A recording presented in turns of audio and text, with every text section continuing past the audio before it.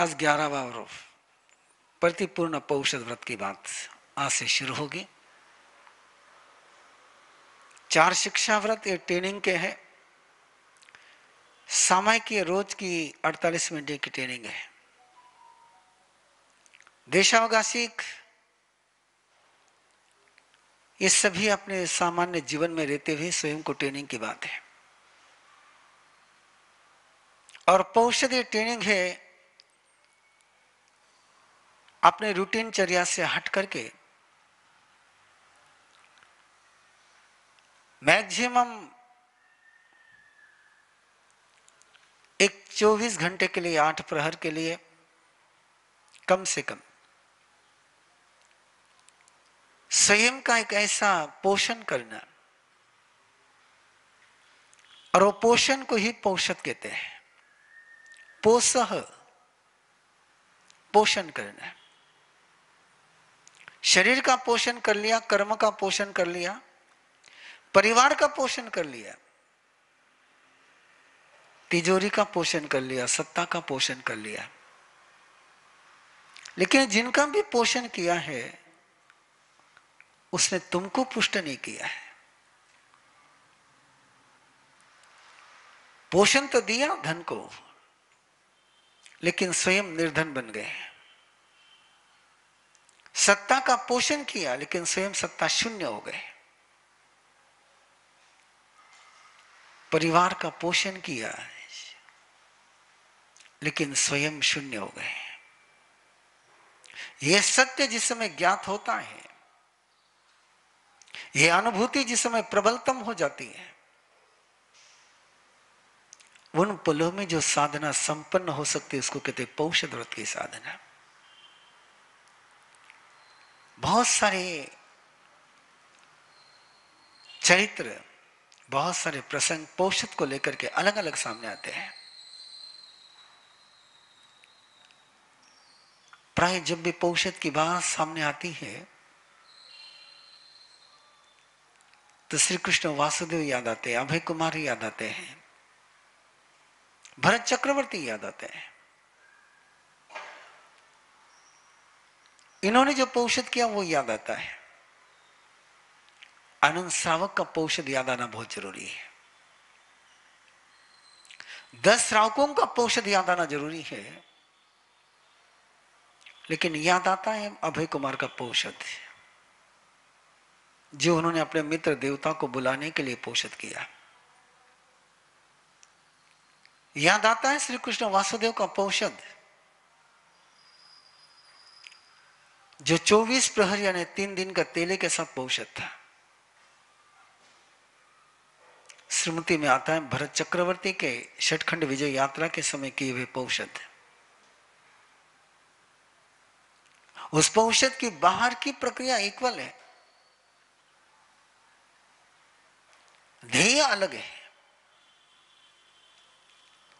इसलिए श्री कृष्ण वासुदेव को हम कहते हैं कि नौकरसी का तप नहीं कर सकता है।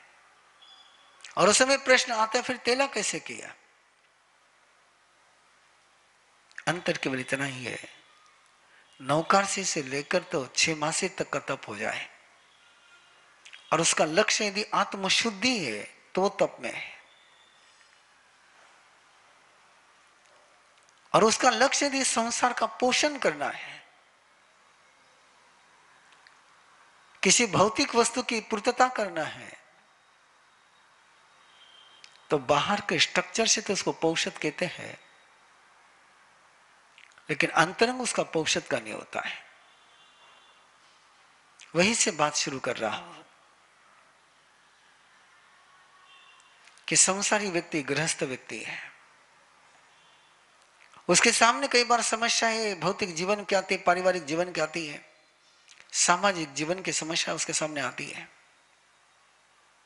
और ऐसा उसको लगता है कि इन समस्याओं का समाधान मैं अपने बल पर नहीं कर सकता, मेरे बुद्धि से नहीं कर सकता हूं, मेरी सत्ता से नहीं कर सकता हूं, मेरे शरीर के सामर्थ्य से नहीं कर सकता हूं।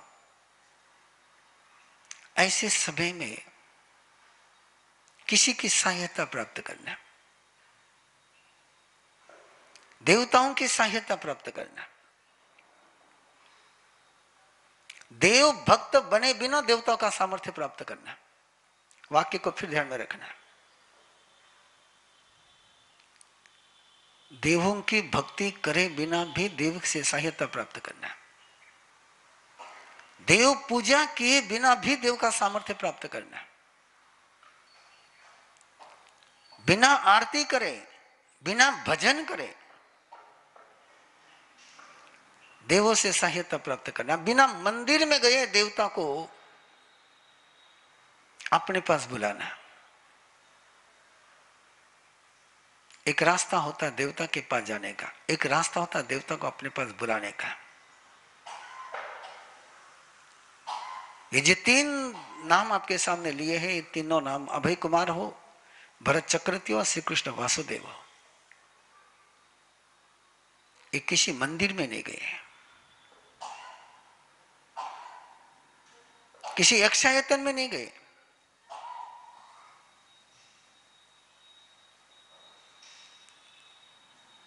वो पौषशाला में पहुंचे। भरत चक्रवर्ती तो अपने सेना के छावनी में पौषशाला बना लेता है, और पौषशाला का जो बाहर का सारा स्ट्रक्चर है, समझे पहले इसको कि 3 दिन के लिए वो बैठे हैं चौविहार का त्याग कर करके। अब शरीर का पोषण नहीं होगा, अब शरीर को कोई आहार नहीं दिया जाएगा, शरीर को कोई पानी नहीं दिया जाएगा। और शरीर को आहार न देने का मतलब है कि मैं शरीर की सारी जवाबदारी से मुक्त हो गया। अब शरीर की मैं सार संभाल नहीं कर रहा, और ये शरीर की सार संभाल न करना, क्योंकि एक समय पर एक ही मोर्चे पर अपनी एनर्जी को लगाया जा सकता है। पहला है कि चौव्यम पे आहारम पचकामी। चाहे वासुदेव हो, चाहे अभय कुमार हो, चाहे भरत चक्रवर्ती हो, पहला क्रम वहां पर ध्यान में रखिए कि आहार छोड़ने का मतलब है अब शरीर की चिंता से मुक्त हो गया। अब शरीर की मैं सेवा नहीं करूंगा, शरीर को मैं नहीं संभालूंगा, अब मैं केवल मेरे ध्येय को संभालूंगा। और फिर बाकी सारा पचकान है, अबंभ सेवन का पचकान। मैं वासना का खेल नहीं खेलूंगा, वासना के दरवाजे बंद कर रहा हूं,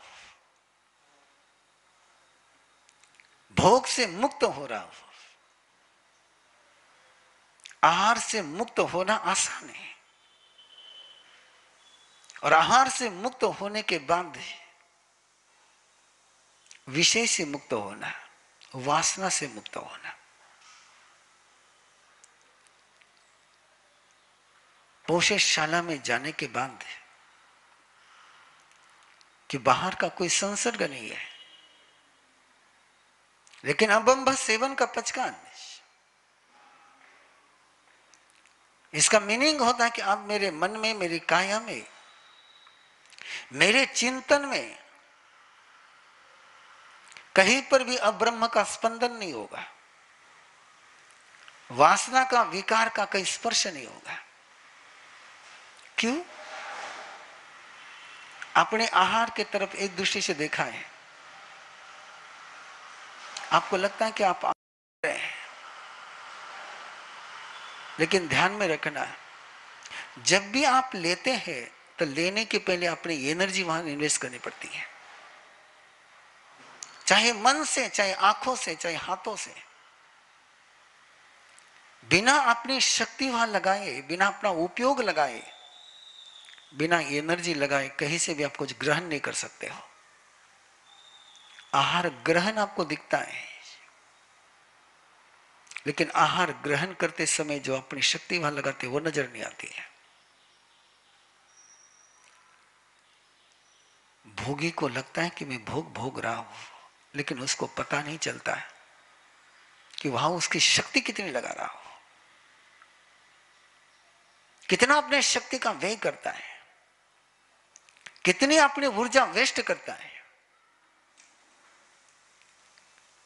और वो ऊर्जा न केवल शरीर के स्तर पर, मन के स्तर पर भी, अंदर के तेजस शरीर के स्तर पर भी। और वो शक्ति का बाहर जाने का रास्ता बंद करना है। प्रत्याख्यान का मीनिंग है दरवाजा बंद। दरवाजा जब बंद होता है तो आना भी बंद होता है, जाना भी बंद होता है। बाहर जाएगी नहीं अब ऊर्जा। किसी एक मंजिल पर पहुंचने के लिए सबसे पहले जरूरत होती है कि ऊर्जा का संचयन करना, ऊर्जा को सुरक्षित करना, ऊर्जा को केंद्रित करना। जो लीकेज है उसके, जहां से ऊर्जा बाहर जाती है,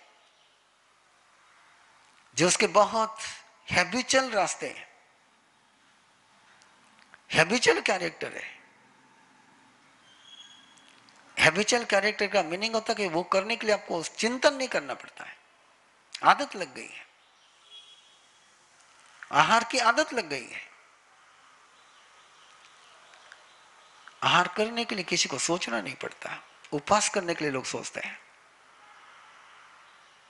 व्रत लेने के लिए लोग सोचते हैं, अव्रत के लिए लोग सोचते नहीं है, क्योंकि आदत लग गई है उसकी। और उस अव्रत में जाने वाली स्वयं की जो शक्ति है, पहले उसके दरवाजे बंद कर दिए हैं। माला वन्न विलवन का पचकार है। अब शरीर का संसार नहीं करना है, पोषण भी नहीं करना है और संस्कार भी नहीं करना है। सावज्य सावध्य योग सेवन का पचकार। ये सारे पचख्यान के तरफ यदि देखोगे तो उसका अर्थ पहला ध्यान में रखना है कि अब मेरा ज्ञान, अब मेरी श्रद्धा, अब मेरी शक्ति, अब मेरी अनुभूति, अब मेरा उपयोग, अब मेरा योग, मेरा सामान्य उपयोग, मेरा विशेष उपयोग, मेरी संवेदना की शक्ति, मेरी चैतन्य की शक्ति अभी उधर नहीं जाएगी। ये सूत्र खुल रहा है तुम्हारे सामने कि कैसे देवता नीचे आते हैं। जम्बूद्वीप पनप्ती में भरत चक्रवर्ती के तेले का सारा जिक्र गया, पौषध का, और वो एक तीर छोड़ते हैं, चाहे वो गंगा देवी हो, चाहे सिंधु देवी हो, चाहे कोई देव हो, वो तीर सीधा वहां पहुंचता है। वो तीर कौन सा है? वो तीर धनुष्य से छुटा हुआ तीर नहीं है, वो कमान से छुटा हुआ तीर नहीं है, वो अंदर के संकल्प शक्ति का एक तीर है। और वो तीर वैसे अभय कुमार का है, वैसे श्री कृष्ण वासुदेव का है। अगला शब्द है उनके लिए कि पौषध में करते क्या थे वो, और श्रावक ने पौषध में क्या करना, ध्यान में रखना। उन्होंने जो किया वो श्रावक ने नहीं करना है।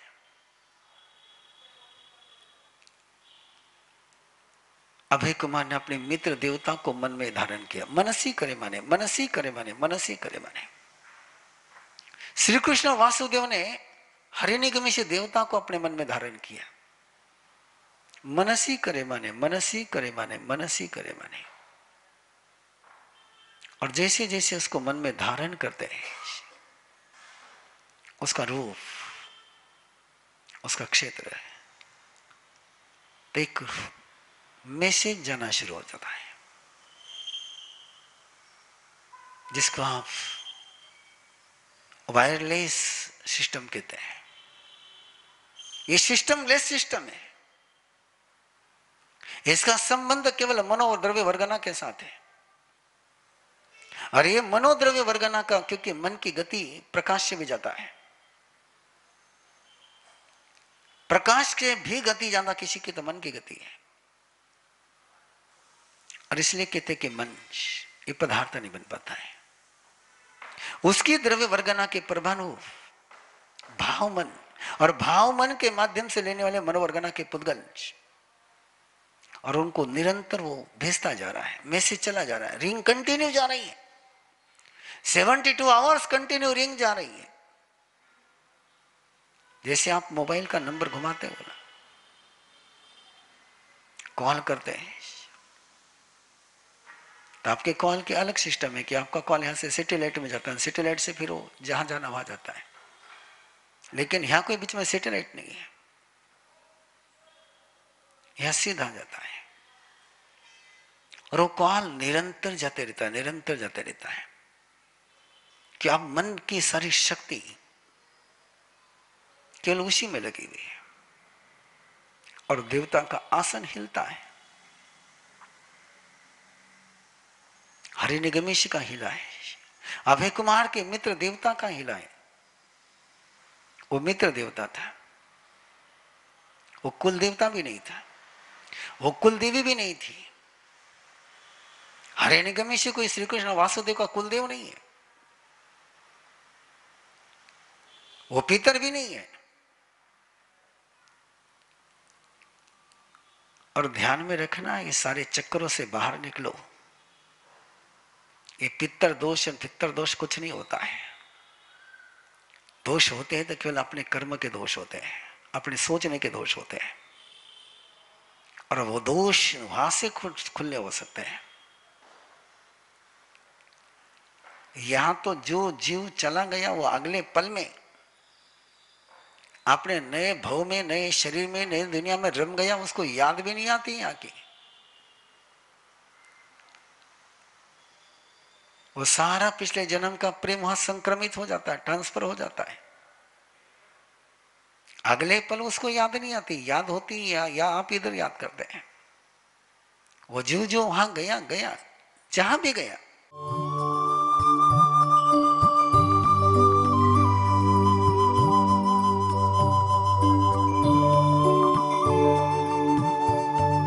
इस कार्यक्रम के पुण्यार्जक हैं श्री दीपचंद जी, श्री सुनील जी, श्री सुजीत जी, श्री सूरज जी पारख, पूना दाल एंड बेसन मिल्स, पुणे।